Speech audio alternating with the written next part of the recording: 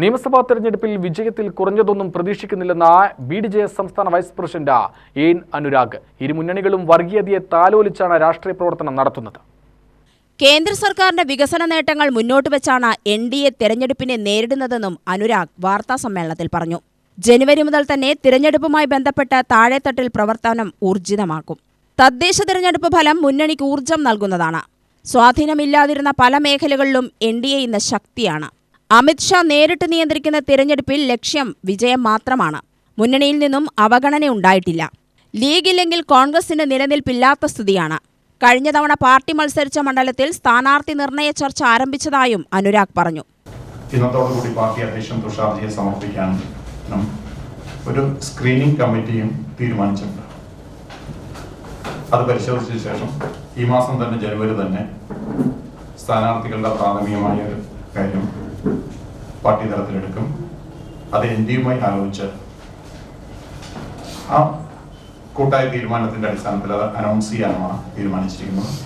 സംഘടനാപരമായ അത്തരം മണ്ഡലങ്ങളിലൊക്കെ തന്നെ ജനുവരി മാസം നേതൃത്വ ക്യാമ്പുകൾ നടത്താനുള്ള തീരുമാനമാണ് സംഘടനാ തലത്തിൽ എടുത്തിട്ടുള്ളത്. ഈ തെരഞ്ഞെടുപ്പ് എന്ന് പറയുന്നത് ദേശീയ ജനാധിപത്യ സഖ്യത്തിൽ കേരളത്തിൽ കൃത്യമായ ഭൂരിപക്ഷത്തോടുകൂടി വിജയിക്കുന്ന ഒരു തെരഞ്ഞെടുപ്പായിരിക്കും എന്ന് BDJS സംസ്ഥാന നേതൃത്വം വിലയിരുത്തിയിട്ടുണ്ട്. പ്രത്യേകിച്ച് അമിത്ഷാജിയുടെ നിർദ്ദേശമനുസരിച്ച് അദ്ദേഹം നേരിട്ട് നേതൃത്വം നൽകുന്ന ഒരു തെരഞ്ഞെടുപ്പാണ് ഇത്തവണ സംസ്ഥാന നിയമസഭാ തെരഞ്ഞെടുപ്പ്. അതുകൊണ്ട് തന്നെ ദേശീയ ജനാധിപത്യ സഖ്യത്തിന്റെ ശക്തമായ സാന്നിധ്യം മറ്റ് സംസ്ഥാനങ്ങളെപ്പോലെ തന്നെ കേരളത്തിലുണ്ടാവും. കാരണം ഒന്നുമില്ലാത്ത സ്ഥലങ്ങളിൽ അമിത്ഷാജി നേതൃത്വം നൽകിയ തെരഞ്ഞെടുപ്പിന്റെ റിസൾട്ടെ കുറിച്ച് പ്രത്യേകിച്ച് മാധ്യമ സുഹൃത്തുക്കൾക്ക് അറിയാം. അതിൻ്റെ ഒരു ആവർത്തനം കേരളത്തിലുണ്ടാവും. അതിനെ പാകപ്പെടുത്തുകയാണ് അതിൽ പ്രധാന ഘടകകക്ഷി BDJS ഈ തെരഞ്ഞെടുപ്പിൽ ചെയ്യുന്നത്. LDFും UDFിനെയും പോലെയുള്ള ഒരു സംഘടനാ സംവിധാനം NDAയിൽ ഉണ്ടോ എന്നുള്ളതായിരിക്കും ഉദ്ദേശിക്കുന്നത്. പക്ഷേ ഐക്യ കേരളം ഉണ്ടായ ശേഷം മുതൽ ഇവിടെ LDFും UDFും മുന്നണി സംവിധാനത്തിലുണ്ട്. NDAയുടെ സംവിധാനം എന്ന് പറയുന്നത് കഴിഞ്ഞ 10 വർഷത്തെ സംഘടനാ പ്രവർത്തനം മാത്രമേ ഉള്ളൂ. 2016 മുതലാണല്ലോ വന്നത്.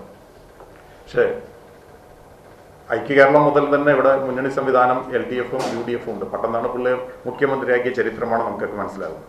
അപ്പം അങ്ങനെ ഒരു രാഷ്ട്രീയ രസതന്ത്രം LDFും UDFും എത്രയോ വർഷങ്ങൾക്ക് മുമ്പ് പയറ്റിയിട്ടുണ്ട്. നമ്മളെ സംബന്ധിച്ചുള്ള ഒരു 10 വർഷത്തെ എക്സ്പീരിയൻസിൻ്റെ കുറച്ച് കുറവുകൾ താഴെത്തട്ടിലുണ്ടായിട്ടുണ്ടാകും. അത് വലിയൊരു പ്രശ്നമായിട്ട് ഞങ്ങൾ തോന്നുന്നില്ല. എന്താണെങ്കിലും ഒരു കാര്യമുണ്ട്, മറ്റുള്ള LDFും UDFും ഒക്കെ കോൺഗ്രസ് എന്ന് പറയുന്നത് ലീഗിന് അടിമപ്പെട്ടിരിക്കുകയാണ്. ഇന്ന് കോൺഗ്രസിൽ യഥാർത്ഥത്തിൽ പിടിച്ചു നിൽക്കണമെങ്കിൽ മുസ്ലിം ലീഗിൻ്റെ അടിമത്ത മനോഭാവമുള്ള കോൺഗ്രസ്സുകാർക്ക് മാത്രമേ ഇതിൽ നിന്ന് പിടിച്ചു നിൽക്കാൻ പറ്റുള്ളൂ. ഞങ്ങളെ സംബന്ധിച്ചുള്ള NDAയിൽ അങ്ങനെയൊന്നുമില്ല. വളരെ ഫ്രീ ആയിട്ടാണ് എല്ലാ ഘടകകക്ഷികളെയും തുല്യമായി പരിഗണിക്കുന്ന സമീപനമുണ്ട്. കോൺഗ്രസ് എന്നുള്ളത് യഥാർത്ഥത്തിൽ കോൺഗ്രസ്സുകാർക്ക് മതേതരത്വം പറയുന്ന കോൺഗ്രസ്സുകാർക്ക് പോലും കോൺഗ്രസിൽ ഇന്ന് നിലനിൽപ്പില്ല.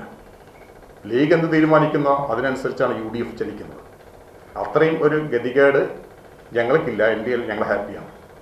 ജില്ലാ പ്രസിഡന്റ് അഡ്വക്കേറ്റ് രഘു, ജില്ലാ secretary Gangadharan, vice president Suresh Kalathil എന്നിവരും വാർത്താ സമ്മേളനത്തിൽ പങ്കെടുത്തു. UTV news, Palakkad.